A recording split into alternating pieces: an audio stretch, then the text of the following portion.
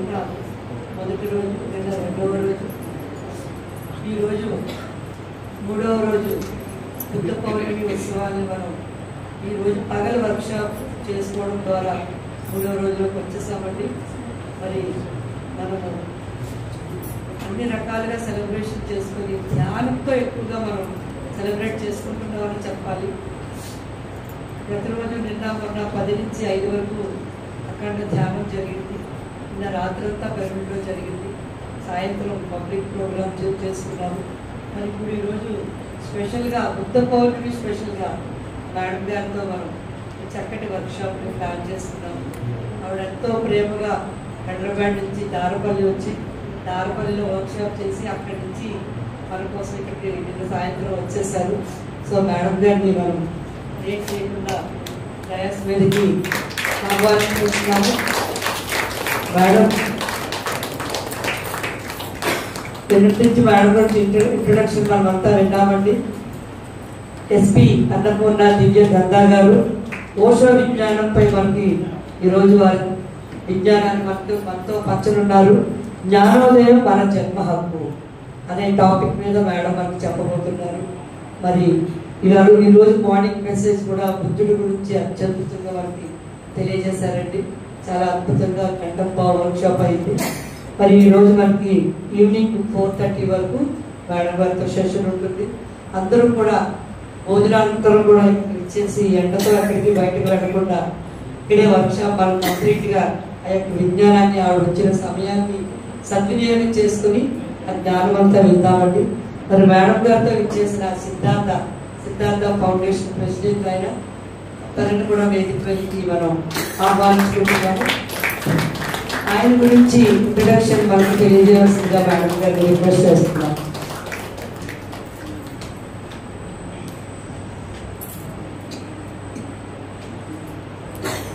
బుద్ధ పౌర్ణమి సందర్భంగా జరుగుతున్నటువంటి ఒకరోజు శిక్షణ శిబిరానికి మనము సెకండ్ సెషన్కి వచ్చేసాము. ఈ సెషన్కి మీ అందరికీ స్వాగతం చేస్తాము.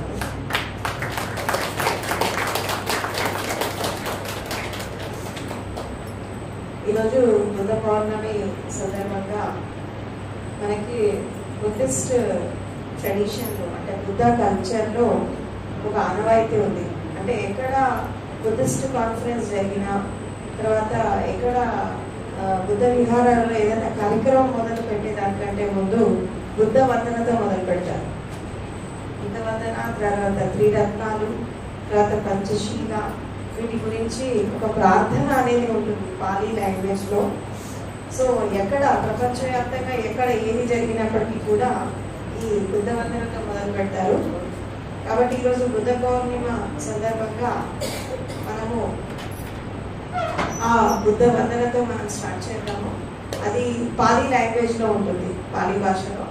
సో అది నేను దాని ఎక్స్ప్లెనేషన్ తర్వాత ఇస్తాను. ఫస్ట్ అయితే మనం ప్రార్థన చేసుకుందాము. తర్వాత వీరి పేరు దుర్గం సిద్ధార్థ రామూర్తి. సో వీరు మంచిర్యాల వాస్తవ్యులు, అంటే తెలంగాణ ఆదిలాబాద్ డిస్ట్రిక్ట్లో ఉంటుంది. సో వీరేంటంటే అంబేద్కర్ అంటే అంబేద్కర్ ఫాలోవర్, తర్వాత బుద్ధిస్ట్ అంటే బౌద్ధ ధర్మాన్ని స్వీకరించారనమాట. ఆ అంబేద్కర్ పరంపరలో బౌద్ధ ధర్మాన్ని స్వీకరించి వారు తెలంగాణలో సమతా సైనిక్ దళ్ అనేటటువంటి ఒక ఆర్గనైజేషన్ ఉంది. అది అంబేద్కర్ స్థాపించినటువంటి ఆర్గనైజేషన్. దానికి తెలంగాణ వైస్ ప్రెసిడెంట్గా వర్క్ చేస్తున్నారు. అండ్ అదేవిధంగా ఎక్కడ బుద్ధ కాన్ఫరెన్సెస్ జరిగినా, మీటింగ్స్ జరిగినా, ఇటు తెలంగాణ, మహారాష్ట్ర, తర్వాత ఇప్పుడు ఆంధ్రప్రదేశ్ ఇక్కడ ప్రోగ్రామ్స్ జరిగినా అటెండ్ అవుతూ ఉన్నారు. సో ఈవెన్ తెలంగాణలో Adilabad district, Maharashtra border, Telangana border, Chhattisgarh border ఎక్కువగా కూడా ఇక్కడ బుద్ధిస్ట్ ఎక్కువ ఉంటారు. సో ఎక్కడ మనకి బుద్ధిస్ట్ కాన్ఫరెన్సెస్ జరిగినా, తర్వాత ఎక్కడ మీటింగ్స్ జరిగినా, అంబేద్కర్ మీటింగ్స్ కానీ ఎక్కడ జరిగినా అటెండ్ అయిపోయి తన లెక్చర్ ఇస్తూ ఉంటారు. సో అదే సందర్భంలో ఇక్కడ రావడం జరిగింది. అండ్ తర్వాత సిద్ధార్థ ఫౌండేషన్కి వారు చైర్మన్గా వ్యవహరిస్తున్నారు. అండ్ ఫౌండేషన్ వర్క్స్ అన్ని తనే చూసుకుంటారు. పేరుకు నేను ఫౌండర్ అయినప్పటికీ కూడా ఆల్మోస్ట్ వర్క్ అంతా తనే చేస్తూ ఉంటాడు. అండ్ నా ప్రోగ్రామ్స్, డేట్స్, షెడ్యూల్స్ అన్నీ తనే చూస్తున్నాడు ఒక 3-4 ఇయర్స్ నుంచి. సో సిద్ధార్థ ఫౌండేషన్ ఆధ్వర్యంలో హైదరాబాద్లో Buddha innovative scientific research centre అని ఒక సెంటర్ని కూడా ఎస్టాబ్లిష్ చేయడం జరిగింది. సో అక్కడ మనకి పౌర్ణమి అమావాస్య ధ్యానాలు, 9 days వర్క్షాప్స్, 3 days వర్క్షాప్స్ హైదరాబాద్లో కూడా జరుగుతూ ఉన్నాయి. అండ్ అక్కడ ప్రోగ్రామ్స్ చేస్తూ ఎవరన్నా ఇలా మీలాగా ఇన్విటేషన్ ఇచ్చినప్పుడు బయట కూడా నేను ప్రోగ్రామ్స్ చేస్తూ ఉన్నాను. సో అందులో భాగంగా బుద్ధ పౌర్ణమి సందర్భంగా ఇక్కడ రావడం జరిగింది. అండ్ ఇప్పుడు తను బుద్ధవందన తను పాలీ లాంగ్వేజ్లో అంటారు. మనం అందరం లేచి బుద్ధవందన చేద్దాము. దాని మీనింగ్ ఏంటి, అసలు మనం ఎందుకు చేయాలి, దాని వెనకాల ఉండే ఆంతర్యం ఏంటి అనేది నేను మీకు తర్వాత ఎక్స్ప్లెయిన్ చేస్తాను నేను మీకు. ఓకే, అందరం నిలబడి బుద్ధవందన చేద్దాం. నమస్కారం ముద్ర పెట్టి.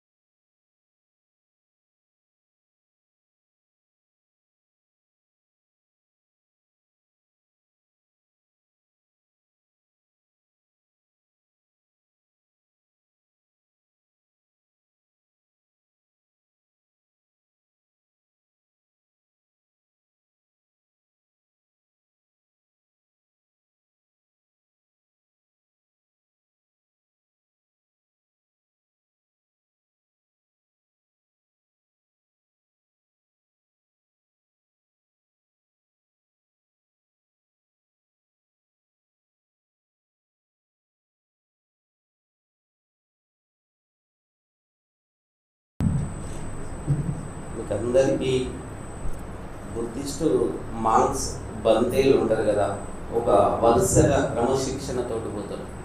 ఆ విధంగానే పూలేసేటప్పుడు కూడా ఇట్లా మధ్యలో నుండి రాకుండా ఒక పక్క నుండి ఈ చైర్ల నుండి ఒక పక్క నుండి వచ్చి ఒక వరుసగా వచ్చి వేసి వెళ్ళండి. అమ్మ మీరు కూడా ఇట్లా వరుసగా రావాలి. ఈ బుద్ధత్వం కానీ ఈ జ్ఞానం వైపు ప్రయాణించినప్పుడు చాలా క్రమశిక్షణ కలిగి సమసభావనతో ఉంటారు కనుక మనం ఆ విధంగా కాదు. మేడం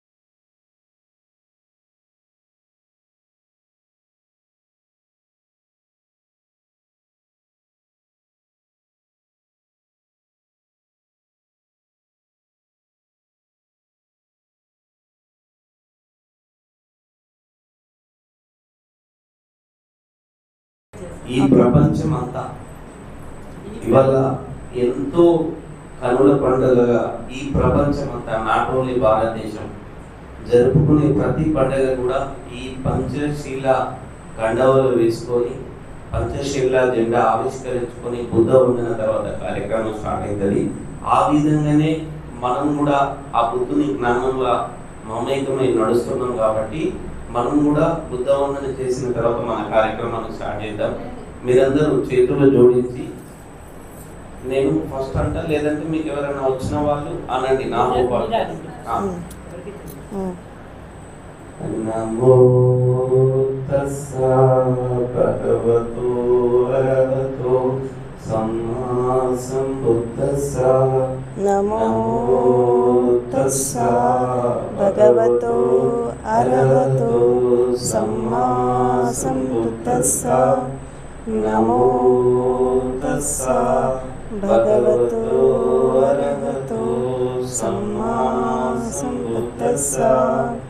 బుద్ధం శరణం గచ్ఛామి, ధమ్మం శరణం గచ్ఛామి, సంఘం శరణం గచ్ఛామి, తృతీయంపి బుద్ధం శరణం గచ్ఛామి, दद्यन्ति धम्मं शरणं गच्छामि दद्यन्ति संघं शरणं गच्छामि उदयन्ति बुद्धं शरणं गच्छामि उदयन्ति धम्मं शरणं गच्छामि उदयन्ति धम्मं शरणं गच्छामि उदयन्ति संघं शरणं गच्छामि पाणातिपाता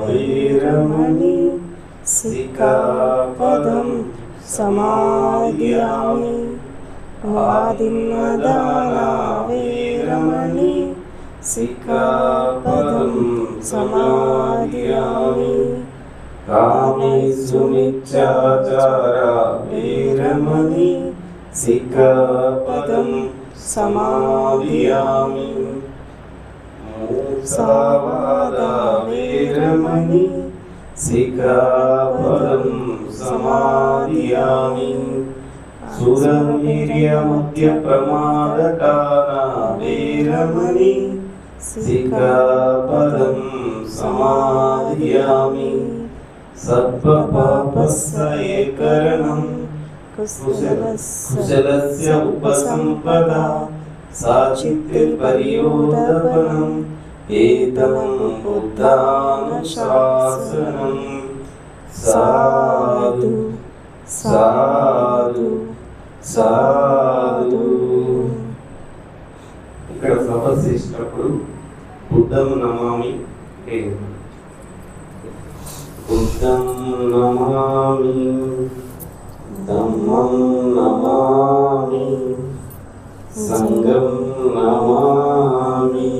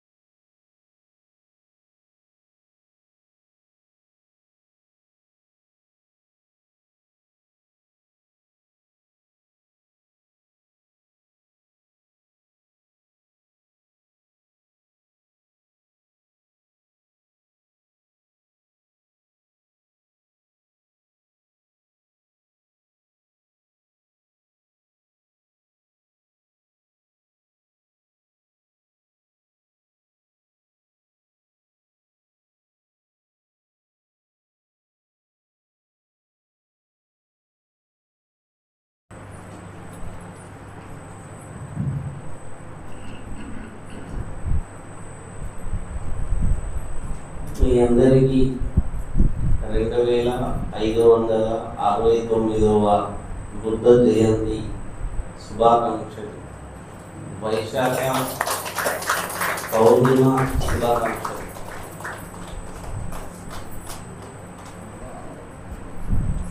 ఇంతకాలం తర్వాత ఎక్కడో 250 సంవత్సరాల క్రితం పుట్టిన బుద్ధుడికి మనకి ఏంటి సంబంధం? ఆ బుద్ధత్వం కానీ ఆ జ్ఞానం కానీ మన వరకు ఎలా వచ్చింది? ఎక్కడో లుంబిని వనంలా ఒక చెట్టు కింద మహామాయ శుద్ధోదనుడు కడుపున పుట్టిన అష్ట ఐశ్వర్యాలు అనుభవిస్తూ పంచ పరమాన్నాలు తినే ఆ గౌతమ సిద్ధార్థుడు ఆయన కోసం ఇవాళ మనం విశాఖపట్నంలో మాట్లాడుకుంటున్నాం. ఎందుకోసం మాట్లాడుకోవాల్సి వచ్చింది? తను మన రక్త బంధువు కాదు, మన కుటుంబ సభ్యుడు కాదు, మనకు తెలిసిన మన ఇంటి పక్కన ఇల్లు లేకపోతే మన ఊరి పక్కన ఇల్లు కాదు. అయిన కోసం ఎందుకు మాట్లాడుతున్నాం ఇవాళ మనం ఈ విశాఖపట్నంలో? ఈ ఉత్తరాంధ్ర పిరమిడ్ మాస్టర్స్ అందరూ కూడా ఈ బుద్ధ జయంతి ఉత్సవాలని మీ అందరితో పాటు పంచుకోవడానికి అన్నపూర్ణ మేడం గారిని, నన్ను, ఇంకొంతమంది మాస్టర్స్ని మీ అందరి కోసం ఎందుకు పిలవాల్సి వచ్చింది అంటే, వాళ్ళు కానీ మీరు కానీ బ్రహ్మశ్రీ పత్రిజీ గారి, ఆ స్వర్ణమాల అమ్మగారి ఆలోచన ఆశయాల వారసులుగా, అలా ఆలోచన ఆశయాలని క్యారీ ఫార్వర్డ్ చేస్తున్న సైనికులుగా మీరందరూ మీకు ఆ జ్ఞానం అందాలన్న ఆలోచనతో వాళ్ళు వేసింది. ఆ తదగత గౌతమ బుద్ధుడి ఆలోచన ఆశయాల వారసుడుగా ఆ పత్రి గారు కూడా మన వరకు తన జ్ఞానాన్ని తీసుకొచ్చింది. సంపద ఉంటే కరిగిపోతుంది, అహం ఉంటే తగ్గిపోతుంది. కుల మత తారతమ్యాలు చూపకుండా, పురుషలింగ భేదం లేకుండా పెద్ద విప్లవాన్ని సృష్టించిన వ్యక్తి తథాగత గౌతమ బుద్ధుడు. ఆ తండ్రి ఆయన అనుభవించడానికి రాజభోగాలున్నా కూడా సమాజం వైపు పోయి సమాజ మార్పు దిశగా ఈ కోరికలకు మూలమైంది, ఈ దుఃఖానికి మూలమైంది, ఈ సమస్త మానవానికి ఒక సమతమూర్తిగా మన ముందు వెలిసిన నాడు నేడు సజీవంగా ఉండే తన జ్ఞానానికి నా బుద్ధవందనాలు తెలుపుతూ, ఈరోజు మనం విశాఖపట్నంలో ఇంత దూరం, ఎందుకంటే మాది చాలా మారుమూల గ్రామం, మారుమూల జిల్లా, అడవుల జిల్లా ఆదిలాబాద్, చాలా రిమోట్ ఏరియా. నాది మా తల్లిదండ్రులు వచ్చేసి వ్యవసాయ కూలీలు. నా పేరు దుర్గం సిద్ధార్థ రామూర్తి.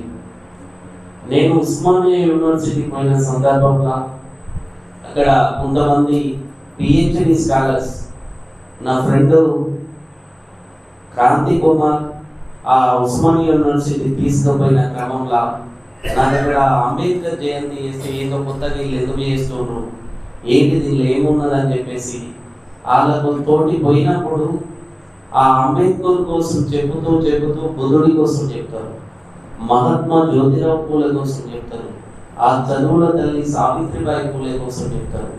వీళ్ళందరి చరిత్రలు చదువుతున్న క్రమంలో అంబేద్కర్ గారు ఈ భారతదేశం ఒక అంటరాని వాడిగా, ఒక అస్పృశ్యుడిగా చూసినా కూడా ఈ భారతదేశ నుడిని రాసి ఒక ప్రపంచ దేశాలకు ఒక దిక్సూచిగా నిలిచిన అంబేద్కర్ గారి చరిత్ర చదివినప్పుడు, ఎందుకంటే ఆయన ఒక రాజ్యాంగ నిర్మాత కాదు, ఇవాళ ఈ అన్నపూర్ణమ్మ గారు కానీ, జ్యోతమ్మ గారు కానీ, మీరు కానీ పురుషలింగ భేదం లేకుండా ఈడ మీరు మాట్లాడుతున్నారంటే తను రాసిన రైట్స్ ఉన్నాయి, తన ఇచ్చిన హక్కులు ఉన్నాయి. తన మొట్టమొదటి న్యాయశాఖ మంత్రి కూడా కేవలం ఆడోళ్ళకు కూడా సమానత్వం కావాలా, ఈ భారతదేశంలో మాట్లాడడానికి వాళ్ళను ఏది నోటికి మాట కావాలా, వాళ్ళు చట్టాలు చేసే దిశగా ఉండాలి. ఎందుకంటే ఒక అమ్మ ఇల్లు బాగా ఎట్లయితే చూస్తాడో, ఒక అమ్మ ఎట్లయితే ఇంటిని తీర్చిదిద్దుతాడో, ఆ అమ్మ ఆ స్త్రీమూర్తి అంత గొప్పది కాబట్టి ఆ స్త్రీమూర్తికి అన్ని హక్కులు ఇచ్చేది. ఆ విధంగా ఆయనతోటి ఆయన కోసం చదువుతున్న క్రమంలో నా గురువు బుద్ధుడు అన్నప్పుడు బుద్ధుడి కోసం మాట్లాడితే ఈ విశ్వ మానవాళికి ఈ భారతదేశం అనేది జ్ఞానం పుట్టిన నిలయం, జ్ఞానం పుట్టిన దేశం. ఇది సంపదను సిరి సంపదను ఇంకోటి కాదు, జ్ఞానం అనేది అల్టిమేట్ ఈ ప్రపంచానికి. అందుకనే స్వేచ్ఛ, సమానత్వం, సోదర భావం, ప్రజ్ఞ, శీల, కరుణ, మైత్రి ఈ ప్రపంచానికి అందించిన ఈ భారతదేశంలో పుట్టిన గౌతమ బుద్ధుడు. ఆ గౌతమ బుద్ధుడి కోసం మనం ఎంత తెలుసుకున్నా కూడా చాలా తక్కువ. ఎందుకంటే తన జ్ఞానోదయం పొందిన తర్వాత ఒక ఆశ్రమంలో ఉండి తన చుట్టూ సమాజాన్ని తిప్పుకోలే. ఎప్పుడు కూడా సమాజంలో ఒకడై భిక్షాటన చేసేది. ఆ బౌద్ధ ధర్మం అంటే ఒక మనిషి జీవన నడవడిక. ఈ పంచశీలాలు ఏదైతే ఉన్నాయో ఇది చాలా పవిత్రమైనది. ఇందాక నేను చెప్పినట్టు ఈరోజు ప్రపంచమంతా చాలా పెద్ద పండగ చేసుకుంటది, చాలా పెద్ద ఈవెంట్స్ జరుగుతాయి. ఈ దేశమంతా, ఈ రాష్ట్రాలన్నిట్లా, ఈ ప్రపంచ దేశాలన్నీ కూడా బుద్ధ జయంతిని జరుపుకుంటాయి. ఈ భారతదేశంలో పుట్టిన జ్ఞానానికి చిహ్నమైన సమతామూర్తి, మానవతామూర్తి ఆ గౌతమ బుద్ధుడి జయంతిని ఇంత గొప్పగా, ఇంత ఉన్నతంగా జరుపుకుంటాయి.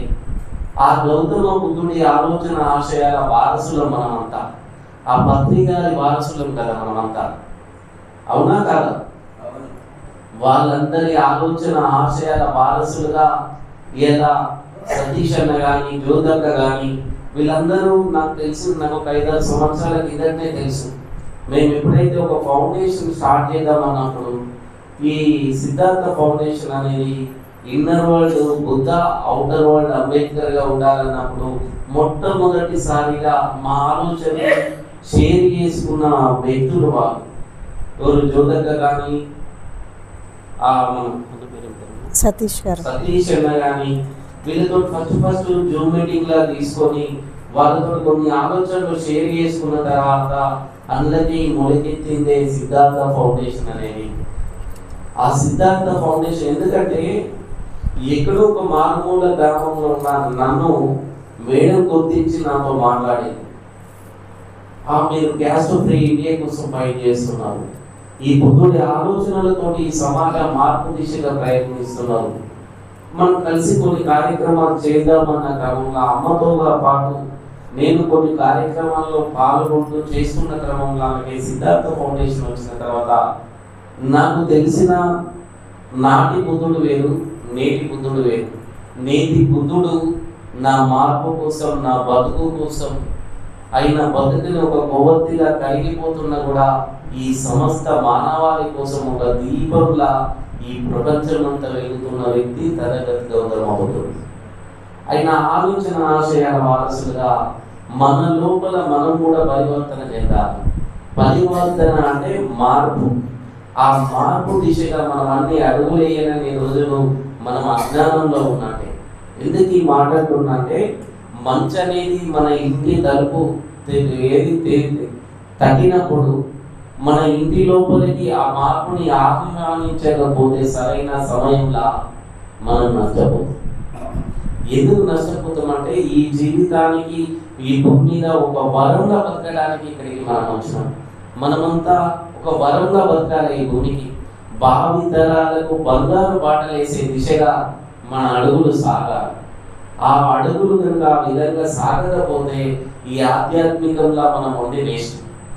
ఎందుకు ఈ మాట అంటుందంటే, సమస్త మానవాళి మార్పు కోసం పనిచేసిన మహనీయుల ఆలోచన ఆశయాల వారసులుగా మనం అందరం ఇక్కడ కూర్చున్నాం. మాటలు అర్థమవుతున్నాయి మీకు అందరికీ? అలా ఆలోచన ఆశయాల వారసులుగా మనం ఇక్కడ కూర్చున్నాం. ఆ పత్రికలు ఏదైతే వదిలేసిందో ఆ ప్రచార రథం, ఆ బాధ్యతలు మన మీద ఉన్నాయి. ఎందుకంటే చాలా ఇన్స్పైరింగ్ గా నేను ఈ జర్నీ చేస్తున్నప్పుడు నాకు పత్రికారి కోసం అంటే చిన్న చిన్నగా నెగిటివ్ ఉంటుండే, నేను ఇట్లా చేసిందని తన రాజభోగాలను తను కూడా వదిలేసి ఒక గ్రామ స్థాయికి పోయి వాడు మెడిటేషన్ చేస్తాడా, తాగుతాడా, తింటాడా ఇవన్నీ పక్కకు పెడితే కడుపు నిండా అన్నం ఎవరు పెడతారంటే అమ్మ తప్ప ఎవరు పెడతారు? నిన్న నేను వచ్చినప్పుడు నువ్వు చూస్తున్నా ఈ జ్యోతి అక్క కానీ సతీష్ అన్న కానీ మనందరి కడుపులు నింపడానికి ఒక వ్యవస్థనే పనిచేస్తుంది ఇక్కడ. ఇంత కమిట్మెంట్ ఉండాలి. ఇద్దరు కాదు, ఆ వ్యవస్థ అంటారు ఫ్యామిలీ మొత్తం పనిచేస్తుంది. వాళ్ళ చిన్న కానీ వాళ్ళందరూ కూడా అలా చూస్తే చాలా సంతోషంగా అనిపిస్తుంది. మానవత మూర్తులు అంటే వీళ్ళ రూపం ఉంటారేమో అనిపిస్తుంది. ఆ బాబాసాహెబ్ అంబేద్కర్ ఆ బుద్ధుడు ఏదైతే కోరుకున్నాడో ఆడవాళ్ళకు కూడా ఆ స్వేచ్ఛ, మాట్లాడే ఆ స్వేచ్ఛ, లేకపోతే ఒక ఇంత దర్జాగా ఒక వ్యవస్థనే ఇక్కడ ఉండి అనిపిస్తుంది. అమ్మ ఆ అక్కని చూస్తే ఎంత చాలా సంతోషంగా అనిపిస్తుందో. ఇది బుద్ధిస్ట్ వాళ్ళు వాడే పరికరం. ఇది ఆ మాంస్ ఏదైతే బంతేలు ఉంటారు, మీకు అందరికీ తెలుసా బంతేలు అంటే? ఆ బంతేలు అనేది చాలా మన చాలా ఉన్నతంగా ఉంటారు, ధర్మంతో ఉంటారు, సత్యంతో ఉంటారు, శీలంతో ఉంటారు. వాళ్ళు వాడేది ఇది. ఆ అక్క ఇలా పట్టుకొని ఇట్లా దింపుతుంటే ఆ సౌండ్ చాలాసేపు వస్తుంది. మీ అందరికీ మీ కళ్ళకు ఎట్లా కనబడదు కానీ ఒక మంచి బంతెలాగా ఈ సమాజ మార్పు కోసం ఒక కంకణ బద్దులై ఆమె ఒక ధర్మంతో ఆ బుద్ధత్వాన్ని మీకు అందించే దిశగా ఆమె మీకోసం పరితపిస్తున్న ఒక బుద్ధిస్ట్ మాంగుగా నాకు కనబడదు. అది మీకు ఎట్లా కనబడదు నాకు చాలా సంతోషం అనిపించింది. ఎందుకంటే ఇది చాలా ఉన్నతమైనది. ఇది నేను ఎక్కడ ఏ పిరమిడ్లను ఇంకెక్కడో చూడలే. ఒక బుద్ధిస్ట్ ఇళ్ళలో మాత్రం ఉంటుంది. ఆ బుద్ధిస్టులు అంతా ఆధ్యాత్మిక వ్యక్తులని నేను చెప్పను. ఎందుకంటే బుద్ధుని ఒక రెవల్యూషన్ గానే తీసుకుంటారు తప్ప చాలా మంది కూడా ఈ మెడిటేషన్ అనేది ఇంకా వాళ్ళ జీవితాల్లో పోలేదు. కొంతమంది జీవితాల్లోకి పోయింది. ఆ బుద్ధుడు ఆ భిక్షాటన చేస్తున్న క్రమంలో ప్రతి ఇంటికి పోయి కూడా తన అడుగుతున్నప్పుడు ఒక అక్క అంటది, ఏమయ్యా ఇంత పెద్దగా ఉన్నావు, ఇంత వయస్సులో ఉన్నావు, ఇంత పటిష్టంగా ఉన్నావు, బలిష్టంగా ఉన్నావు, ఎందుకు ఈ భిక్షాటన చేస్తున్నావు నువ్వు అని చెప్పేసి అమ్మ రోజుకు ఒక మాట అంటది. రోజు అడుగుతూ ఇళ్ళలా తిరుగుకుంటూ అడుగుతూ తన ఇంకొక రోజు భిక్షాటన కోసం ఆ పోతున్న క్రమంలో అందులో ఇంటి దగ్గర భిక్ష అడగడు. ఆమె బయటికి వచ్చి సేమ్ డైలాగ్ ఏదైతే ఉన్నదో ఇంకొన్ని జోడించి, ఇప్పుడు ఎందుకంటే ఎవరికైనా కోపం అనేది ఎట్లుంటుంది, అహం అనేది ఎట్లుంటుంది, అంత దారుణంగా పాపమైనని అన్నదా నీ మాటలు అన్నది. అన్నప్పుడు ఆయన ఒక మాట అంటాడు, అమ్మ నువ్వు వేసిన అన్నం నేను తిన్నప్పుడు అది నా కడుపుకు చెందుతుందా అని అడుగుతాడు. అడిగినప్పుడు చెందుతుంది, నేను వేసిన అన్నం నువ్వు తిన్నప్పుడు నా అన్నంతో నీకు బలం వస్తుంది కదా అని చెప్పంటది. ఒకవేళ నువ్వు ఇచ్చిన అన్నాన్ని నేను స్వీకరించకపోతే అది ఎవరికి చెందుతుంది అని అడుగుతుంది. నువ్వు తీసుకోకపోతే ఎవరికి చెందుతుంది, నాకే చెందుతుంది కదా అని చెప్పేసి ఆ తల్లి అంటది. అన్నప్పుడు బుద్ధుడు నవ్వకుండా ఒక మాట అంటాడు. ఏమంటాడంటే, అవ్వా నువ్వు ఇంతవరకు ఏవైతే తిరిగినావో, ఎన్ని మాటలైతే అన్నావో, ఏ ఒక్కటి కూడా నేను స్వీకరిస్తలేను తల్లి, నీ మాటలు ఉపయోగించుతానని చెప్పేసి చెప్తాడు. అప్పుడు ఆమెలో ఒక క్వశ్చన్ రైస్ అవుతుంది. అంటే నేను ఇంతగా అంటే నన్ను నేను అనుకున్న నా మాటలు, నా విన్నదని, నా అహంతో, నా కళ్ళ, నా పొగురుతోటి నేను ఇంత మాటలు రోజు అంటున్నానే నేను, అంటే నా వరకు నాది అయితే కానీ నాకు తెలియలేదు. అంటే ఆ మార్పు అనేది ఆ తల్లి లోపల కూడా ఆ క్షణం మొదలైతుంది. అట్లాగే అంగుళిమాల స్టోరీ మీకు తెలుసు కదా. అంగుళిమాల మీలో ఎంతమందికి తెలుసు?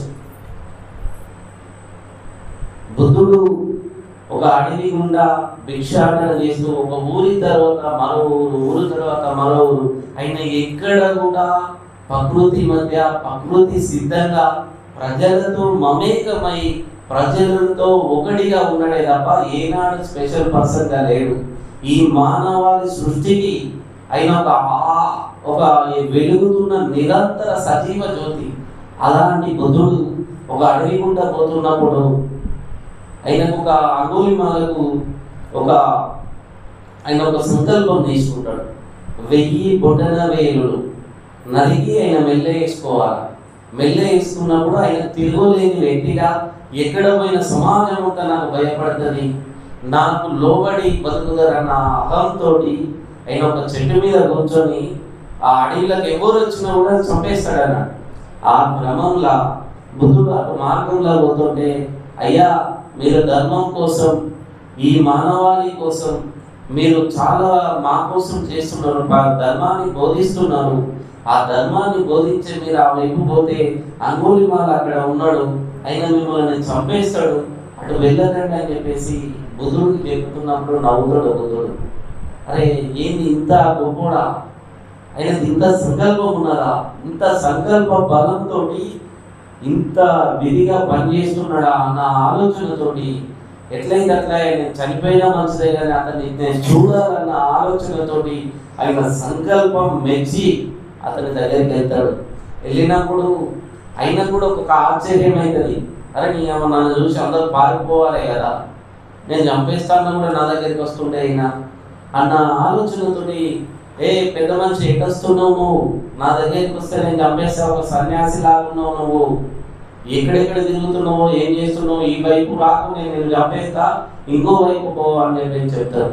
అప్పటికే అంగుళిమాల దగ్గర 999 బొటన వేలని మనుషులని చంపి ఆ బొటన వేలని మెల్లో వేసుకుంటాడు. అందుకే ఆయన అంగుళిమాల అనే పేరు వచ్చింది, బిరుదు వచ్చింది. ఆ క్రమంలో ఆ మెల్లేసుకుని ఇంకొకటైతే అయిపోతుంది కదా, ఆ క్రమంలో ఆయన పోతున్న క్రమంలో ఆ టైంలో రాకు రాకు అని హెచ్చరిస్తాడు. నేను చూస్తే నిన్ను చూడాలనిపిస్తుంది, నీ సంకల్ప బలం ఇంత గొప్పదాట, ఇంత ఉన్నతంగా ఉన్నదాట, నిన్ను చూడాలి, నీ సంకల్పం ఇట్లా నా బొటన వేలుతోటి నా ప్రాణంతో కనుక అది నెరవేరుస్తా అంటే సంతోషంగా నేను ఇస్తా, తీసుకో అని చెప్పేసి అంటాడు. అదే ఏంది నా ఇంత చెప్పినా కూడా నా దగ్గరికి వస్తుండు, చంపేస్తానని కూడా నాకు భయం లేదు, అదురు లేదు, బెదురు లేదు అని ఆ అంగుళిమాల చెట్టు మీదకి ఇంకో కుటుంబం మీదకి వస్తాడు. వచ్చినప్పుడు నీకు ఇంకేమైనా కోరికలు ఉన్నాయా, ఏమన్నా కోరికలు ఉంటే బోరు మరి అని చెప్పేసి అంటే అంగుళిమాల ఏమనుకున్నాడు అంటే నన్ను వదిలేయి, నా ప్రాణాన్ని వదిలేయి, నన్ను నేను వెళ్ళిపోతా అని చెప్పి ఏడ చెప్పుతాడో అని చెప్పేసి ఒకసారి అడుగుమని చెప్తాడు. అడుగుమని చెప్పినప్పుడు ఆ చెట్టు కొమ్మ ఏదైతే ఉన్నదో ఆ చెట్టు కొమ్మని నరికి కింద వేయమని చెప్పి చెప్తాడు. చెప్పినప్పుడు ఆ పక్క కొమ్మని ఆయన నరికేసి కిందేసినప్పుడు తీరిందా నీ కోరిక అని చెప్పేసి అడుగుతాడు. తీరలేదు నా కోరిక, ఆ చెట్టు కొమ్మ ఏదైతే తీసినావో ఆ చెట్టు కొమ్మని మళ్ళీ అతికించని చెప్పేసి అడుగుతాడు. ఆ అడిగిన క్రమంలో ఆయన ఆశ్చర్యపోతాడు. అరే చెట్టు కొమ్మ తీసేసిన కదా, మళ్ళీ ఎట్లా అతుకుతుంది, దీనికి ఎట్లా ప్రాణం పోస్తా నేను, అది ఎట్లా పాసిబుల్ అవుతుంది, అదే నీకు ఏమన్నా దిమాగ్ ఉన్నదా, నీకు తెలివి ఉన్నదా, ఏమడుగుతున్నావు నన్ను, నేను అంగుళిమాలని, నన్ను ఏమడుగుతున్నావు అని చెప్పేసి అడిగిన క్రమంలో ఆ కింద పడ్డ కొమ్మని అతికించలేని నువ్వు నా ప్రాణం తీసి మళ్ళీ నాకు ప్రాణం ఎట్లా వస్తావు, నా ప్రాణాన్ని తీసే హక్కు అధికారం నీకు ఎక్కడిది, నాకు ప్రాణం పోయలేని నీకు నా ప్రాణం ఎట్లా తీస్తావు అని చెప్పేసి అన్నప్పుడు అక్కడ పరివర్తన జరుగుతుంది. అంగుళిమాల 999 అంగుళి ఈ బొటన వేలని మెల్ల వేసుకున్న అంగుళిమాలకు పరివర్తన మొదలవుతుంది. ఆ పరివర్తన వచ్చినప్పుడు అంటే మార్పు అయిన వాళ్ళకి వచ్చినప్పుడు ఆయన స్వాగతించిండు, నేను కూడా నీతో వస్తా, ఆ జ్ఞానానికి మంత్రముక్తుడై నేను కూడా నీతో వస్తా, నాకు నేర్పియండి ధర్మాన్ని, ఈ ధర్మం కోసం నేను ఎంతవరకైనా వస్తా అని చెప్పేసి ఆయన ఆశ్రమంలో భిక్షాటన తొలితో పాటు పోతున్న క్రమంలో ఆయనకు గుండు చేసి బట్టలు వేసి అహింసకంగా పేరిస్తాడు.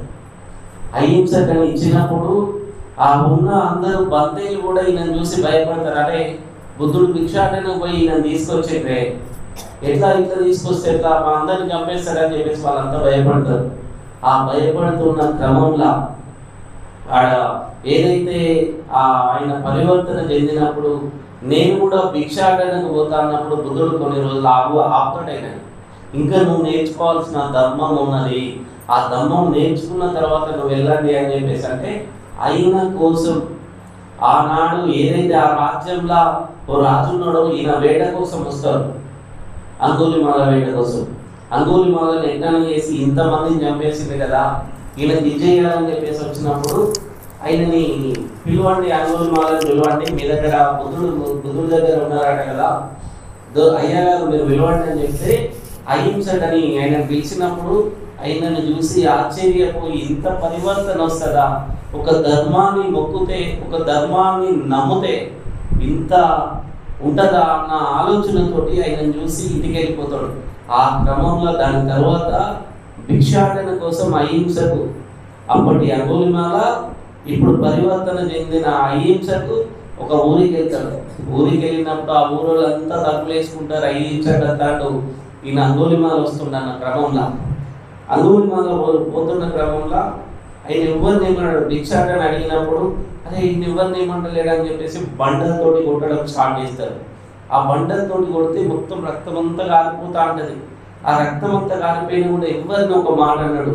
9,999 బొటన వేళ్ళ నరికిన అంగుళిమాల ఎవరిని ఏమనకుండా ఆ నిశ్శబ్దంగా తనతో తాను మమేకమై ఉండడం చూసి ఒకరు వెళ్ళి ఇంకా బండలు వాడు ఉతుకుతుంటే ఆ బుద్ధుడి దగ్గరికి పోయి చంపేస్తున్న అంగుళిమాల అహింసకుని చంపేస్తుండ్రు, మనం వెళ్ళాలా అని చెప్పేసి వస్తున్న క్రమంలో తన చివరి శ్వాస కూడా బుద్ధుడి గోళ్ళు వదులుతాడు.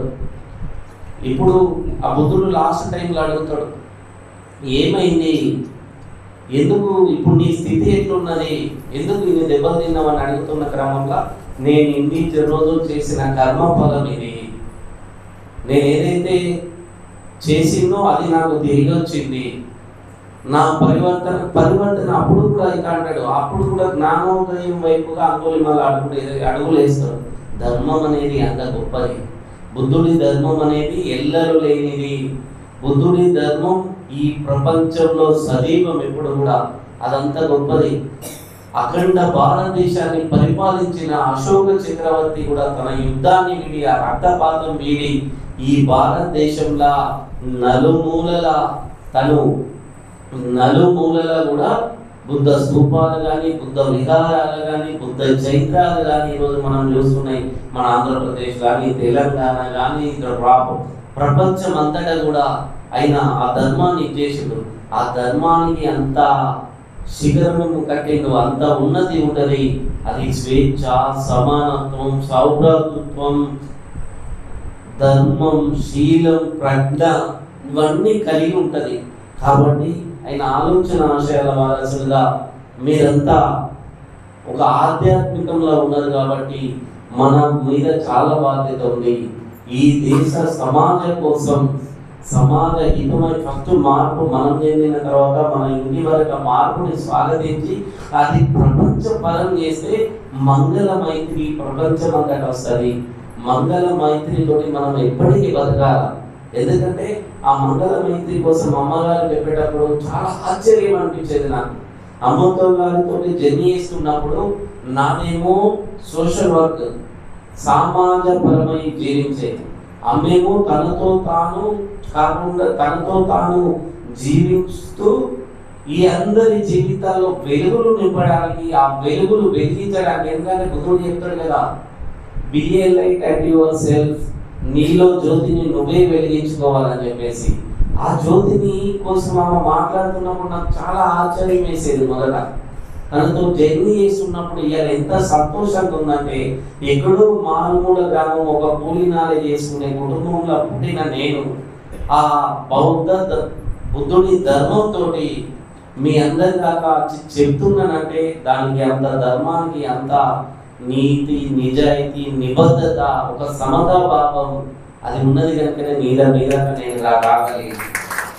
ఎందుకంటే ఆ యూనివర్సిటీగా ఆ క్రాంతి, ఆ త్యాగరాజన్న, ఆ మఠ కృష్ణన్న వాళ్ళంతా నాకు అంబేద్కర్ని, జ్యోతిరావు పూలేని, బుద్ధుడిని పరిచయం చేయకపోతే మీ దగ్గర నేను నచ్చేవాడిని కాదు.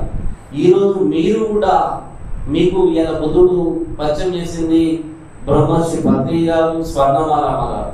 వాళ్ళ ఆలోచన ఆశయాల వారసులుగా మీరు జీవించాల్సిన బాధ్యత మీ మీద ఉన్నది. మన బాధ్యతని ఎప్పుడు కూడా మనం మరవద్దు.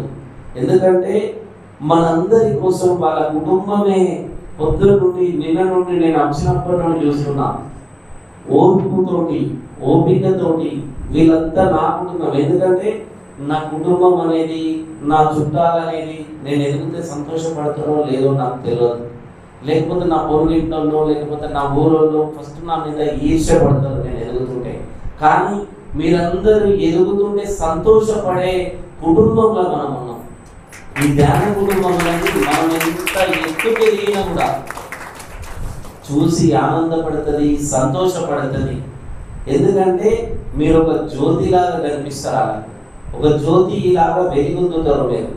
కాబట్టి మనమంతా వారి ఆలోచన ఆశయాల వారసులుగా మార్పు అనేది మన ఇళ్ళలోకి స్వాగతించి మన కుటుంబం మారిన తర్వాత ఈ సమాజ మార్పు కోసం మీరు అందరూ చేయాలి. ఎందుకంటే అమ్మ, నేను, మన ఆదిశేషన్న, ఇంకా మన మొబైల్ ఉండే దాసారి, మేమందరం కూడా ఈ బుద్ధ కాన్సెప్ట్ తోటి ఒక 10-15 ఎకరాల ఒక స్కూల్ కట్టాలి.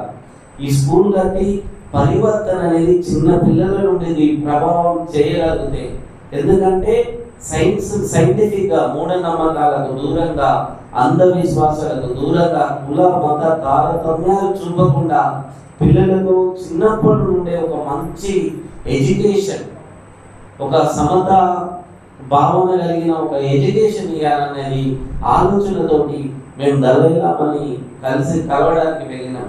ఆ వెళ్ళినప్పుడు నేను తర్వాత మేడం ఫస్ట్ మేము కలూరులో టెస్ట్ చేసుకున్నది దళైలామ దగ్గర. ఒక 3 గేట్లు దాటిన తర్వాత ఆ పెద్ద మనిషిని కలవడానికి వెళ్ళినాం మేము. తను మినిస్టర్లతో కూడా, అక్కడ ఉండే మినిస్టర్ చాలా మంది వస్తారు ఆయన దగ్గరికి, వేరే వేరే రాష్ట్రాల. దళైలామ మీ అందరికీ తెలుసు కదా, ప్రపంచ బౌద్ధ గురువు, ఒక శాంతిని కోరుకునే సమతామూర్తి. ఆ పోతున్న క్రమంలో ఆ 3 టెస్టులు మా అందరి అయిపోయినాయి, నలుగురి అయిపోయినప్పుడు మేము పోతున్నాం. మెగ్లూరు గంజ అని చెప్పేసి చిన్న చిన్న రోడ్లు ఉంటాయి, ఎక్కడో గుట్ట పైన ఉంటుంది, అయితే చాలా ఎక్స్ ఉంటుంది. ఆ పోయిన క్రమంలో ఆ దళైలామ దగ్గరికి నేను మొదటంటే ఒకరి తర్వాత ఒకరి పోతున్నాం. ఆయన ఏదో వెళ్ళడానికి స్టార్ట్ అవుతుండు. ఆ స్టార్ట్ అయినప్పుడు ఆయన బయటికి వస్తుండు. ఆయన ఈ పూలు ఎంత మృదువుగా ఉన్నాయో, తన చేతులు కానీ తను కానీ ఆ విధంగా ఉంటాడు. కల్మోషం లేకుండా ఒక సమతామూర్తి, ఒక మంచి ఆలోచన కలిగిన వ్యక్తిగా ఆయన కనిపిస్తాడు. ఆ పోతున్న క్రమంలో పోగొడుతుండే ఇట్లా సెకండ్ ఇచ్చాను. మనం ఇచ్చేసరికి నేను ఫస్ట్ ఉన్నా, మేడం కొంచెం దూరంలో ఉన్నది, ఎందుకంటే చాలా హైట్సే కాదు. ఆ పోయిన క్రమంలో మేము పోయిన 1-2 గంటలకు తనను మాకు అపాయింట్మెంట్ ఇచ్చినప్పుడు మేడం గారి ప్రొఫైలు, నా ప్రొఫైలు, మా అందరి కూడా ప్రొఫైల్ వెరిఫై చేసుకున్న తర్వాత మమ్మల్ని పిలిచింది. ఆ పిలిచినప్పుడు ఆ దళైలామ దగ్గర పోయి, sir I will discuss with my project in Hyderabad, I'm coming Hyderabad in Telangana, 1 school అని చెప్పేసి నాకు వచ్చి రాని ఇంగ్లీష్ తనతో నేను డిస్కస్ చేస్తున్నా. ఎందుకంటే ఆయన ఎవరితో కూడా ఒక 2 నిమిషాల కంటే, 2 సెకండ్ల కంటే, 1 నిమిషం కంటే ఎక్కువ మాట్లాడారట. వీళ్ళు వచ్చేదాకా ఆపాలి కదా నేను అన్న క్రమంలో ఉన్నప్పుడు మేడం వచ్చింది. మేడం వచ్చిన తర్వాత మేడంతో కూడా మాట్లాడుతూ మా చేతులలో చేయి పెట్టేసి, ఆయన ఉన్న సెక్యూరిటీ ఏదైతే ఉన్నదో వాళ్ళంతా కొద్దిగా దూరం జరిగి మా చేతులలో చేయి పెట్టేసి మాట్లాడుతున్నాడు. ఇది మనం పట్టుకొని పోతే తను మనం వెళ్ళిపోతాడు. అలాంటి పర్సన్ మాకు ఇట్లా పెట్టుకుని ఆ బుద్ధుడి ప్రతిమలు ఇవ్వడమే కాకుండా మేడం తోటి దరిదాపుగా ఒక 50 నిమిషాల 40 నుండి 50 నిమిషాల డిస్కషన్ జరిగింది. అంటే ఈ విషయం మీతో ఎందుకు షేర్ చేసుకుంటానంటే, 2 నిమిషాలకు ఆగని వ్యక్తి ఒక బుద్ధ కాన్సెప్ట్ తోటి ఈ సమాజ మార్పు కోసం మనం ఒక మైత్రి భావనతో ఆయనతోటి డిస్కస్ చేసినప్పుడు ఆ పెద్ద మనిషి నిలబడి అంతసేపు ఓపికగా మనతోటి డిస్కస్ చేసాడు. ఆయన లాస్ట్గా చెప్పిన మాట ఒకటి, ఒక గొప్ప వ్యక్తి, ఈ ప్రపంచ సమతామూర్తి, ఒక సోదర భావం, సమానత్వం, ఒక సత్యం, ధర్మం, శీలంతో ఈ భారతదేశంలో పుట్టిన వ్యక్తి గొప్ప నేల ఇది, చాలా అదృష్టం చేసుకుంటే ఇలాంటి వాళ్ళు ఉంటారు. ఈ నేల నా చివరి శ్వాస కూడా ఈ నేలనే ఆగిపోవాలా, అప్పటి వరకు ఇక్కడే జీవిస్తా నేను, మిమ్మల్ని మరి కొద్ది అంటే ఒక 2-3 సంవత్సరాల తర్వాత మిమ్మల్ని మళ్ళా పిలిచి మేము మీతో డిస్కస్ చేస్తాను అని చెప్పాడు. అంటే ఒక జ్ఞానం ముంగట, ఒక జ్ఞానంతో మనం డిస్కస్ చేసినప్పుడు ఒక మన దగ్గర ఎలాంటి స్వార్థం లేకుండా ఈ సమాజ శ్రేయస్సు కోసం మనం చేసినప్పుడు ఆ యూనివర్స్ సహకరిస్తుంది, ఆ ప్రకృతి సహకరిస్తుంది.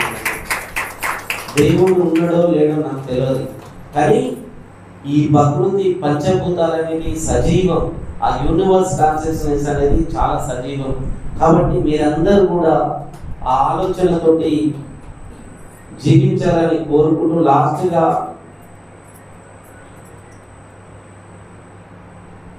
బుద్ధుడు చెప్పిన మాటలు ఒకసారి మీకు చెప్తున్నా. ఎందుకంటే బుద్ధుడు మనకు వరాలు ఇయ్యడు.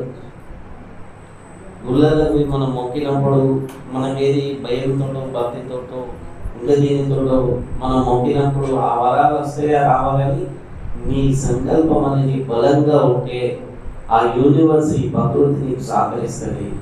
అవి సహకరించినప్పుడు ఎంత దూరమైనా ఎన్ని విలయాలైనా నీకు మెట్లుగా మారుతాయి. కాబట్టి బుద్ధుడు చెప్పిన మాటలు గ్రంథాల్లో ఉన్నాయని దేన్ని నమ్మకండి, పుస్తకాల్లో రాసి పెట్టారని నమ్మకండి, పెద్దలు చెప్పారని తల్లిదండ్రులు చెప్పారని నమ్మకండి, మేధావులు ప్రవచించారని ఆఖరులు నేనే బుద్ధుడని విషదపరచానని నమ్మకండి. విశ్వాసమే వినాశనానికి మూలం. మీరుగా శోధించి సత్యాన్ని సత్యంగా అసత్యాన్ని అసత్యంగా తెలుసుకోండి. ఏది కూడా ఎవరో చెప్పారని ఏదో గ్రంథంలో ఉన్నదని నమ్మకండి. ఒక మెడిటేటర్, ఒక ఆధ్యాత్మిక వేత్త రెబల్గా ఉండాలి. 100 మందిలో ఒకటిగా ఉండాలి, 100 మందికి 101గా రాదు. కాబట్టి మన అన్వేషణ అనేది ఒక కొత్త తరం కోసం ఉండాలి, కొత్త ఆలోచన కోసం ఉండాలి. ఆ శక్తి ఓన్లీ ఆధ్యాత్మిక వేత్తలకే ఉంటుంది.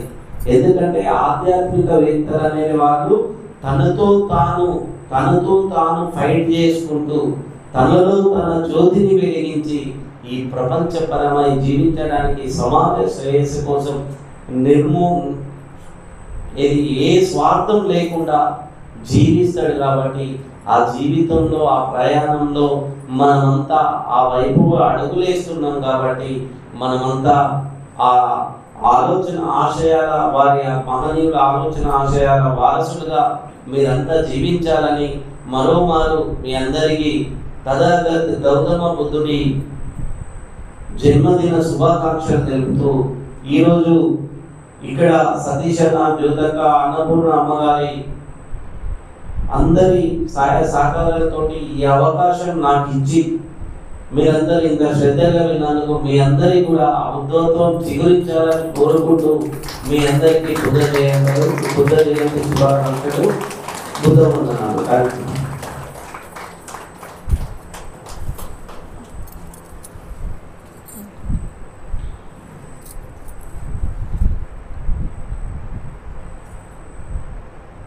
మన పెద్దలు చెప్తూ ఉంటారు కదండి, దారులు వేరైనా గమ్యం ఒకటే.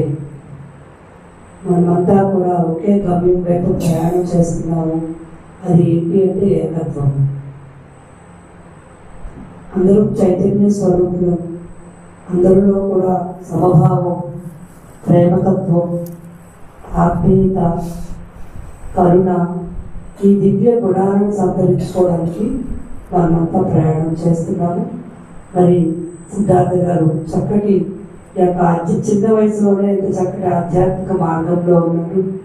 మరి అంబేద్కర్ మన యొక్క రాజ్యాంగ నిర్మాణకర్తగా ఆయన దూషించబడిన వ్యక్తి ఈరోజు పూజింపబడుతున్నారు. వారందరికీ కూడా మనం చక్కగా కొడుతూ మహానుభావులను బట్టి మనం ఇప్పుడు మేడం యొక్క దివ్య జ్ఞాన సందేశంలోకి వెళ్ళిపోదాం. టైం ఆల్రెడీ 12 అవుతుంది. మనము ఈరోజంతా కూడా సాయంత్రం వరకు వారి యొక్క విజ్ఞానాన్ని వారి యొక్క శైలిలో తీసుకుందామండి. Thank you madam.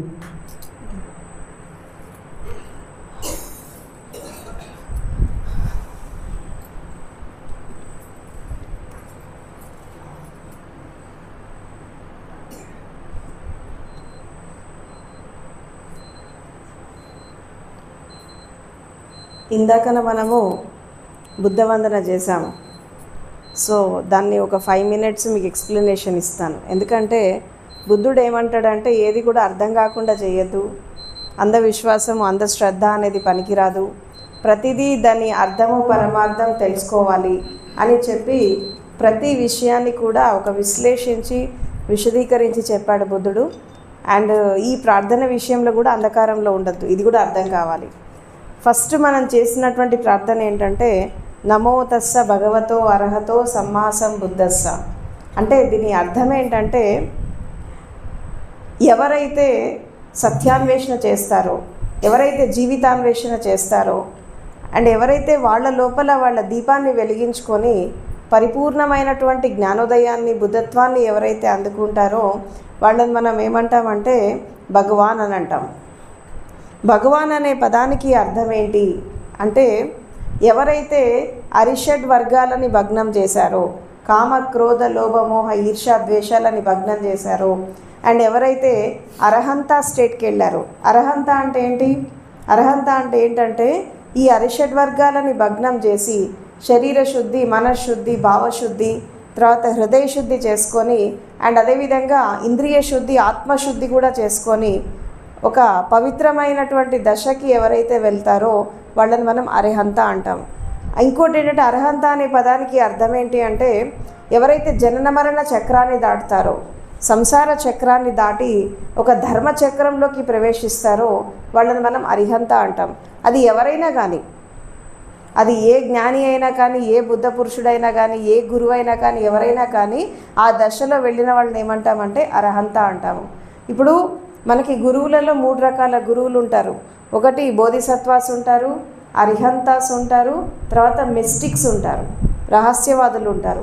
So bodhisattvas ఏం చేస్తారంటే అంటే బుద్ధుడి లాంటి వాళ్ళు, ఓషో లాంటి వాళ్ళు, తర్వాత బ్రహ్మర్షి పత్రిజీ లాంటి వాళ్ళు, ఇలా ఎంతోమంది వాళ్ళు పొందినటువంటి జ్ఞానాన్ని సమాజానికి అందిస్తూ లోక కళ్యాణం కోసం, మానవ కళ్యాణం కోసం ఎవరైతే ఒక కళ్యాణ మిత్రుల్లాగా ఒక ఫ్రెండ్లీ నేచర్తో, ఒక ప్రేమతత్వంతో సమాజానికి పంచుతారో వాళ్ళని మనం ఏమంటామంటే బోధిసత్వాస్ అని అంటాం. అండ్ అదేవిధంగా అరిహంతాస్ ఉంటారు. ఈ అరిహంతాస్ అనే వాళ్ళు ఎలా ఉంటారంటే వీళ్ళు సమాజంలోకి వచ్చి వాళ్ళు అంతర్యాత్ర చేసి ఒక జ్ఞానాన్ని అందుకున్నాక వీళ్ళు కేవలం భౌతికంగా హెల్ప్ చేయరు, శక్తిపరంగా చేస్తూ ఉంటారు. అంటే ఎవరైతే ఎక్కడ సాధన చేస్తున్నప్పుడు, ఎక్కడైనా ఒక తపస్సు చేస్తున్నప్పుడు లేదా ఒక భక్తి మార్గంలో ప్రవేశించి సాధన చేస్తున్నప్పుడు వాళ్ళకి ఆంతరంగికంగా కలుగుతున్నటువంటి కొన్ని రకాల అడ్డంకులను తీసేస్తూ ఉంటారు. అంటే అప్పుడప్పుడు మనకి భౌతికంగా గురువులు లేకుండా కూడా కొంతమంది జ్ఞానాన్ని అందుకున్న వాళ్ళు చాలామంది ఉన్నారు. అది ఆ గైడెన్స్ వాళ్ళకి ఎక్కడి నుంచి వచ్చింది అంటే వాళ్ళకి ఈ ఆంతరంగికంగా ఉండేటటువంటి అరిహంతాస్ ఎవరైతే ఉంటారో వాళ్ళ ద్వారా ఆ ఇన్నర్ గైడెన్స్ అనేది వస్తూ ఉంటుంది. సో కొంతమంది ఇన్నర్గా హెల్ప్ చేస్తారు, ఇంకొంతమంది మిస్టిక్స్ ఉంటారు. ఈ మిస్టిక్స్ ఎలా ఉంటారంటే వీళ్ళు మనిషి రూపంలో ఉండరు, కేవలం శక్తి రూపంలో ఉంటారు. ఈ శక్తి రూపంలో ఉంటూ ఈ ప్రపంచ శ్రేయస్సు కోసం, మానవ కళ్యాణం కోసం, లోక కళ్యాణం కోసం, తర్వాత ప్రపంచంలో శాంతిని ఎస్టాబ్లిష్ చేయడానికి వాళ్ళ యొక్క శక్తి తరంగాలని ఇటు భూమికి అటు విశ్వానికి అందిస్తూ వాళ్ళని ఏమంటారంటే ఒక విధంగా చెప్పాలంటే కాంతి పురుషులు అని అంటారు. కాంతి పురుషులు అంటే కాంతి రూపంలో ఉండేటటువంటి ఒక చైతన్య పదార్థాలు. సో వాళ్ళు ఆ స్థితిలో ఉండి వాళ్ళు హెల్ప్ చేస్తూ ఉంటారు. ఇలా ఎవరి పరిధిలో వాళ్ళు ఈ మానవ కళ్యాణం కోసం, లోక కళ్యాణం కోసం వర్క్ చేస్తూ వాళ్ళ యొక్క కాంట్రిబ్యూషన్ అనేది చేస్తున్నారు. సో వాళ్ళంతా చేస్తున్నారు కాబట్టే ఈరోజు మనం ఇలా కూర్చొని హాయిగా ఇలా మనము మాట్లాడుకుంటున్నాం వాళ్ళ గురించి. సో వాళ్ళని మనం ఏమంటామంటే అరిహంతాస్ అంటాము. సో కొంతమంది కనబడుతూ చేస్తారు, కొంతమంది కనబడకుండా చేస్తారు, కొంతమంది సాదృశ్యంగా చేస్తారు, ఇంకొంతమంది అదృశ్యంగా చేస్తారు. బట్ ఎవరు ఏది చేసినా అందరూ చేసేది లోక కళ్యాణం కోసం, మానవ కళ్యాణం కోసమే. సో అందరి లక్ష్యం అనేది ఒకటే, దారులు వేరైనా మనకి గమ్యం ఒకటే. తర్వాత అనేక రకాలైనటువంటి స్థితులలో ఒక్కొక్కళ్ళు ఒక్కొక్క స్థితిలో వాళ్ళు చేశారు. అదేవిధంగా ఎవరైతే ఈ అర్హంత స్టేట్కి వెళ్ళారో, ఈ బోధిసత్వాస్ లాగా ఉన్నారో వాళ్ళకందరికీ నా నమస్కారం అని చెప్పి చెప్తాడనమాట బుద్ధుడు. ఏంటంటే నమో తస్స భగవతో అర్హతో సమ్మా సంబుద్ధస్స, అంటే ఎవరైతే సమ్యక్ రూపంలో సంబోధిని అందుకున్నారో. సంబోధి అనే పదానికి అర్థం ఏంటి అంటే సమ్యక్ రూపంలో జ్ఞానాన్ని అందుకోవడం. బోధి అంటే జ్ఞానం. మనం తెలుగులో జ్ఞానం అంటాము, పాలీ భాషలో బోధి అంటారు, లేదంటే సంబోధి అంటారు. ఈ సంబోధిని ఎవరైతే అందుకుంటారో వాళ్ళ అది కూడా రైట్ ఎన్లైటన్మెంట్. ఇక్కడ బుద్ధుడు ప్రతిదీ చాలా పర్ఫెక్షనిజం చూస్తాడనమాట. జ్ఞానోదయంలో కూడా ఎలాంటి మాయ అనేది ఉండకూడదు, అక్కడ కూడా ఒక పర్ఫెక్షనిజం అనేది ఉండాలి. అండ్ ఆ దర్శనం కూడా సమ్యక్ రూపంలో జరగాలి. సో ఎవరైతే ఆ సమ్యక్ రూపంలో దర్శనం చేసుకొని అతీంద్రియ స్థితికి వెళ్ళేసి ఎవరైతే భగవాన్ అయిపోతారో, అర్హంత స్టేట్కి వెళ్తారో, బోధిసత్వాస్ అవుతారో వాళ్ళందరికీ నా నమస్కారం అని చెప్పి అర్థం అనమాట. ఇక్కడ కేవలం గౌతమ బుద్ధుడికి కాదు, ఇక్కడ బుద్ధ అనే పదము కేవలం గౌతమ సిద్ధార్థుడికి సంబంధించింది కాదు, అదొక క్వాలిటీ. బుద్ధాహుడ్ అనేది ప్రతి మనిషి లోపల ఒక క్వాలిటీ, అదొక అస్తిత్వం, ప్రతి మనిషి యొక్క అస్తిత్వం. సో ఇక్కడ ఒక విషయం చెప్తాడు ఏంటంటే బుద్ధుడు కావడం అనేది గౌతమ సిద్ధార్థుడి యొక్క మొనోపోలీ కాదు, తనకు సంబంధించింది కాదు. ఎవరైనా ఆ జ్ఞానాన్ని అందుకోవచ్చు, ఎవరైనా ఆ బుద్ధత్వాన్ని అందుకోవచ్చు. అందుకే ఏం చెప్తారు, ఏచ బుద్ధ అతీతాచ ఏచ బుద్ధ అనాగత పస్సబుద్ధ జయేదమ్మ అహం వందామి సర్వదా అని అంటాడు. అంటే నాకంటే ముందు ఎంతోమంది బుద్ధ పురుషులు వచ్చారు, వర్తమానంలో కూడా ఎంతోమంది ఉన్నారు, నా తర్వాత కూడా రాబోతున్నారు, అలాంటి వాళ్ళందరికీ నా నమస్కారం అంటాడు బుద్ధుడు. అంటే వెళ్ళిపోయిన వాళ్ళకి, ఉన్న వాళ్ళకి, రాబోయే వాళ్ళకందరికీ నమస్కారం. ఇక్కడ బుద్ధ అంటే ఎన్లైటెడ్ మాస్టర్, ఒక బుద్ధ పురుషుడు. అందులో అందరూ వస్తారు. ప్రపంచంలో ఎంతమంది జ్ఞానాన్ని అందుకున్నారో, ఇప్పుడు మనం చేసిన బుద్ధ వందన కేవలం గౌతమ బుద్ధుడికి కాదు, అందరి గురువులకి, ఎవరి గురు మండలానికి, సమస్త గురువులకి ఈ వందన అనేది వెళ్తుందన్నమాట. సో బుద్ధ అనే పదము దాని అర్థం ఏంటంటే అవేకెండ్ వన్, అంటే ఎవరైతే సంపూర్ణ జాగృతిలోకి వచ్చేసి ఎవరైతే ఆ పరమసత్యాన్ని తెలుసుకుంటారో, ఎవరైతే విశ్వధర్మాన్ని తెలుసుకొని ప్రకృతి ధర్మాలను తెలుసుకొని ఆ దిశగా సహజంగా ఎవరైతే జీవిస్తారో వాళ్ళని మనం బుద్ధ అంటాము. బుద్ధ అనే పదము ప్రతి మనిషి లోపల ఉండేటటువంటి వాళ్ళ యొక్క చైతన్యానికి ఇచ్చినటువంటి పేరు బుద్ధాహుడ్. దీన్నే మనం బుద్ధత్వం అంటాం. అందుకే this very body is a temple. ఒక హైకు ఉంది దీనికి, ఏంటంటే this very body is a temple, when work will become a worship, your being will become a Buddha, then earth will become a lotus paradise. అంటే దీని అర్థం ఏంటంటే ఎప్పుడైతే ఈ దేహం అనేది దేవాలయంలాగా మారుతుందో, మీరు చేసే ప్రతి పని ఒక పూజలాగా చేస్తారో, కర్మకాండలాగా కాదు, ఒక పూజలాగా. అందుకే వర్క్ ఈజ్ వర్షిప్ అంటారు.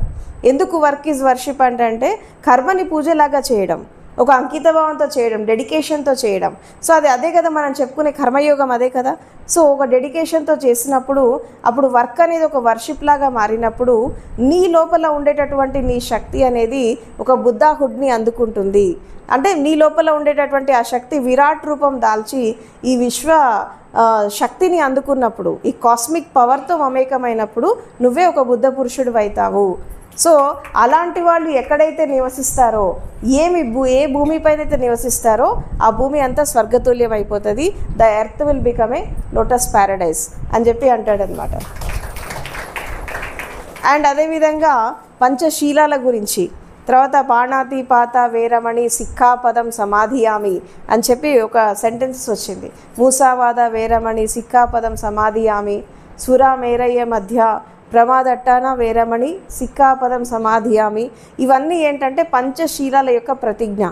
అంటే నేను అహింసా మార్గంలో నేను జీవిస్తాను, అండ్ అదేవిధంగా నేను సత్య మార్గంలో జీవిస్తాను, నేను బ్రహ్మచర్యాన్ని పాటిస్తాను, నేను జీవితానికి మత్తుని కలిగించేటటువంటి పదార్థాలకి నేను దూరంగా ఉంటాను, తర్వాత నేను ధర్మంతో జీవిస్తాను అని పంచశీలాల యొక్క ప్రతిజ్ఞ అన్నమాట. నిన్న మనము ఒక విషయం చెప్పుకున్నాం, ఏంటి అంటే ప్రతి మనిషికి కూడా భౌతికంగా ఎదగాలన్నా లేదంటే ఆధ్యాత్మికంగా ఎదగాలన్నా కావాల్సింది ఏంటంటే ఈ శీలం, క్యారెక్టర్ బిల్డింగ్ అనేది చాలా ఇంపార్టెంట్ అని చెప్పి మనకి ప్రతి ఒక్క ధర్మంలో ప్రతి ఒక్క శాస్త్రంలో అందరూ ఇదే చెప్తా వచ్చారు. సో ఈ క్యారెక్టర్ బిల్డింగ్కి బుద్ధుడు చాలా ఇంపార్టెన్స్ ఇచ్చారు. సో ఈ శీలం, ఈ పంచశీలాలను ఎవరైతే ఆచరిస్తూ తర్వాత అష్టాంగ మార్గాన్ని ఎవరైతే ఒక జీవించే కళలాగా మార్చుకుంటారో వాళ్ళు ధ్యానంలోకి తర్వాత సమాధిలోకి చాలా అవలీలగా ప్రవేశిస్తారు అని చెప్పి గౌతమ బుద్ధుడు చెప్పడం జరిగింది. అందుకే బుద్ధుడి మార్గాన్ని ఏమంటారంటే విశుద్ధి మార్గం, అంటే పాత్ ఆఫ్ ప్యూరిఫికేషన్ అని అంటారు. అంటే శీల, సమాధి, ప్రజ్ఞ. ఎప్పుడైతే మనము శీలాన్ని 100% ఆచరిస్తామో అప్పుడు ఆటోమేటిక్గా ధ్యానం వస్తుంది, తర్వాత సమాధి స్థితిలోకి వెళ్తారు. సమాధి స్థితిలోకి వెళ్ళిన ప్రజ్ఞ అంటే ఏంటి? జ్ఞానం, జ్ఞానోదయం. సో ఈ జ్ఞానోదయం దశకి వెళ్ళినప్పుడు ప్రతి వాళ్ళు కూడా బుద్ధ పురుషులు అవుతారు. సో ఇది మనం మార్నింగ్ చేసినటువంటి బుద్ధ వందన. అండ్ ఇంకొక విషయం ఏంటంటే బుద్ధుడి ద్వారా ఎంతోమంది మనకి ఇన్స్పైర్ అయిపోయి కేవలము వాళ్ళ జీవితము, నడత, నడవడిక ఇది మార్చుకోవడమే కాకుండా ఈ బుద్ధుడి యొక్క ధర్మాన్ని స్వీకరించి భారతదేశంలో ఒక రెవల్యూషన్ క్రియేట్ చేసిన వాళ్ళల్లో డాక్టర్ బిఆర్ అంబేద్కర్ కూడా ఒకరు. ఎందుకంటే ఆయన ఒక రాజ్యాంగకర్తలాగా, ఒక పొలిటికల్ లీడర్ లాగా, ఒక సామాజికవేత్తలాగా మాత్రమే అందరికీ తెలుసు. ఆయన లోపల తెలియని ఇంకొక యాంగిల్ ఏంటంటే ఆయన 1956 అక్టోబర్ 14 నాడు విజయదశమి ఆ రోజు ఆయన ఏం చేస్తారంటే అన్ని మత గ్రంథాలు, అంటే కుల నిర్మూలన జరగాలి భారతదేశంలో, అందరూ సమతతో సమానత్వంతో జీవించాలి అనేటటువంటి ఉద్దేశంతో ఏ ధర్మం అయితే ఒక మానవీయ కోణంలో ఉంటుంది, ఏ ధర్మం అయితే ప్రజలకు శాంతి ఇస్తుంది, తర్వాత ఏ ధర్మం అయితే మనుషులని ఒక సమతా మార్గంలో ప్రయాణింపజేస్తుంది అని ప్రతి ఒక్క ధర్మ గ్రంథాన్ని ఆయన అధ్యయనం చేస్తున్నటువంటి క్రమంలో ఆయనకి బుద్ధుడు కనిపించాడు. అంటే అంబేద్కర్కి 15 సంవత్సరాలు ఉన్నప్పుడు బుద్ధుడితో పరిచయం ఏర్పడుతుంది. చాలామందికి తెలియని విషయం ఏంటంటే ఆయన బాగా ఎదిగాక బుద్ధుడి కోసం తెలుసుకున్నారనుకుంటాడు. కానీ ఆయన 15 సంవత్సరాలు ఉన్నప్పుడే ఒక బుద్ధుడి యొక్క పుస్తకం ఆయనకి దొరికినప్పుడు అప్పటి నుంచే బుద్ధుడి మీద ఒక అన్వేషణ అనేది ఆయనకి లోపల మొదలైంది. ఆ మొదలవుతున్నటువంటి క్రమంలో, ఆయన ఎదుగుతున్నటువంటి క్రమంలో కూడా ఒక దశకి వచ్చినప్పుడు ఈ బౌద్ధ ధర్మం మాత్రమే భారతదేశానికి ఒక దిశ చూపిస్తుంది. అండ్ అదేవిధంగా ఒక ధ్యాన మార్గంలో, సత్య మార్గంలో, ధర్మ మార్గంలో మనుషులు నడవాలి, ఒక శీల, కరుణ, ప్రజ్ఞతో జీవించాలి అంటే ఈ బుద్ధిజం మాత్రమే ఈ దేశానికి ఒక పరివర్తన తీసుకొస్తుంది అనేటటువంటి ఉద్దేశంతో అక్టోబర్ 14, 1956 విజయదశమి నాడు నాగ్పూర్ దీక్షాభూమిలో 6 లక్షల మంది తన ఫాలోవర్స్తో ఆయన బౌద్ధ ధర్మంలోకి వచ్చాడనమాట. సో ఆయన రావడం ద్వారా ఏం జరిగిందంటే ఒక రెవల్యూషన్ వచ్చింది. అంటే ఒకప్పుడు బౌద్ధ ధర్మాన్ని భారతదేశం నుంచి పంపించేశారు కొన్ని రకాల కారణాలతో. మళ్ళీ మనకి భారతదేశంలో బౌద్ధము, బుద్ధిజము, ఈ సాధనా సంపత్తి ఇవన్నీ మనకు వచ్చినాయంటే 2 కారణం. ఫస్ట్ వ్యక్తి ధర్మపరంగా చూసినప్పుడు ఒక కల్చరల్ రెవల్యూషన్, ఒక సామాజిక విప్లవం రావడానికి, బౌద్ధ ధర్మం మళ్ళీ ఎస్టాబ్లిష్ కావడానికి డాక్టర్ బిఆర్ అంబేద్కర్ కారణమైతే, ఎస్పెషల్లీ సాధనా సంపత్తి, సాధన, విపස්සన మెడిటేషన్, అండ్ తర్వాత ఆనాపానసతి టెక్నిక్, అండ్ తర్వాత కొన్ని రకాల ధమ్మపదాల్లో కొన్ని రకాల గ్రంథాలు, శాస్త్రాలు ఇవన్నీ బయటికి రావడానికి ఎంతోమంది బుద్ధిస్ట్ మాంగ్స్ శ్రమ చేశారు. అండ్ అందులో భాగంగా ఎస్ఎన్ గోయంకా, అందరికీ తెలుసు అనుకుంటా, సత్యనారాయణ గోయంకా, విపස්සన మెడిటేషన్ సెంటర్స్ ఆచార్య, ఆయన ద్వారా ఏమైపోయిందంటే మళ్ళీ సాధనా సంపత్తి మళ్ళీ భారతదేశంలో ఎస్టాబ్లిష్ అయిపోయింది. ఇక్కడ ఎస్టాబ్లిష్ అయిపోయి మళ్ళీ ప్రపంచవ్యాప్తంగా 200 సెంటర్స్ వచ్చినాయి మళ్ళీ మొత్తం వరల్డ్ వైడ్.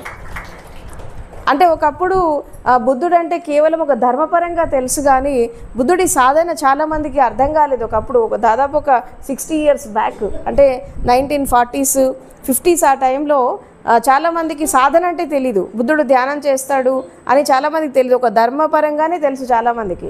అట్లాంటిది సాధనా సంపత్తిని కూడా అందించి ఎంతోమంది సాధకులకి ఆయన గైడెన్స్ ఇచ్చేసి ఈరోజు విపස්සన ఇంటర్నేషనల్ మెడిటేషన్ సెంటర్స్ ఎస్టాబ్లిష్ చేసి మనకి ప్రపంచవ్యాప్తంగా 200 సెంటర్స్ ఎంతోమంది సాధకులకి ఆయన గైడ్ చేస్తున్నారు. ఎన్నో బౌద్ధ గ్రంథాలు అండ్ ఎస్పెషల్లీ వినయ పీఠిక, ఈ అభిధమ్మ పీఠిక, తర్వాత మనకి సుత్త పీఠిక, వీటిని డివైడ్ చేసేసి విపස්සనాలో ఒక రీసెర్చ్ చేసి ఎన్నో రకాల బౌద్ధ గ్రంథాలు ఇవన్నీ కూడా ఆయన తెలుగులో అనేక రకాల భాషల్లో ఆయన ట్రాన్స్లేట్ చేయించి మళ్ళీ ఒక బుద్ధ ఫిలాసఫీని సజీవం చేశారు ఎస్ఎన్ గోయంకా గారు. సో వీళ్ళిద్దరి ద్వారా ఏమైపోయిందంటే మళ్ళీ బుద్ధుడి యొక్క సిద్ధాంతం అనేది, బుద్ధుడి యొక్క సాధన పద్ధతి, అంటే పూర్వకాలంలో బుద్ధుడు ఎలా సాధన చేయించేవాడు అదే క్రమంలో ఇప్పుడు మనం సాధన చేసుకుంటున్నాము. దాని తర్వాత మళ్ళీ మనకి బ్రహ్మర్షి పత్రిజీ గారు మళ్ళీ ఆధునిక యుగంలో మళ్ళీ దాన్ని అందిపుచ్చుకొని ఇంకా ముందుకు క్యారీ ఫార్వర్డ్ చేస్తూ దాన్ని అలా గురు శిష్య పరంపరలో భాగంగా ఒకళ్ళ తర్వాత ఒకళ్ళు అలా క్యారీ ఫార్వర్డ్ చేస్తూ అది మన దాకా తీసుకొని వచ్చారు. సో కాబట్టి సమాజంలో మార్పు రావడానికి ఒకళ్ళ తర్వాత ఒకళ్ళు క్యారీ ఫార్వర్డ్ చేసేవాళ్ళు ఉంటేనే ఏదైనా మన దాకా వస్తుంది, లేకపోతే అది ఎక్కడో చోట స్ట్రక్అప్ అయిపోతే మన దాకా వచ్చేది కాదు. సో ఇట్లా ఎంతోమంది మనకి లైఫ్లో ఒక ఇన్స్పైరింగ్ లాగా నిలబడి ఈరోజు మనం అనుభవిస్తున్నటువంటి ఈ జీవితం అనేది ఒక విధంగా వాళ్ళు ఇచ్చినటువంటి ఒక ఫ్రూట్స్ అన్నమాట. వాళ్ళు చెట్టు నాటిపోతే మనం ఫలితాలను మనం ఎంజాయ్ చేస్తున్నాం, ఆ ఫలాలను మనం ఆస్వాదిస్తున్నాం. సో రేపు రాబోయే భవిష్యత్ తరాలకు కూడా మనం ఒక విత్తనం నాటాలి, ఒక జ్ఞాన బీజాలు నాటాలి, అది పెద్ద రేపు మహావృక్షం కావాలి. రేపు రాబోయే భవిష్యత్ తరాలకి ఆ ఫలాన్ని మనం అందించిపోవాలి. ఎందుకంటే everybody born on this earth with some purpose. You have to earn something, gain something and contribute something by being on this earth అని అంటారు. అంటే ప్రతి వాళ్ళు ఒక కారణంతో పుడతారు, ఒక పర్పస్తో జన్మిస్తారు. ఆ పర్పస్ని, కారణాన్ని తెలుసుకొని మనము దాటినటువంటి ఒక విత్తనం అది ఏదో ఒకనాడు మొలకెత్తి భావితరాలకి ఒక బంగారు బాట వేస్తుంది. సో ఆ ప్రయత్నంలోనే మనమంతా సాగిపోవాలని చెప్పి నేను కోరుకుంటున్నాను. Thank you.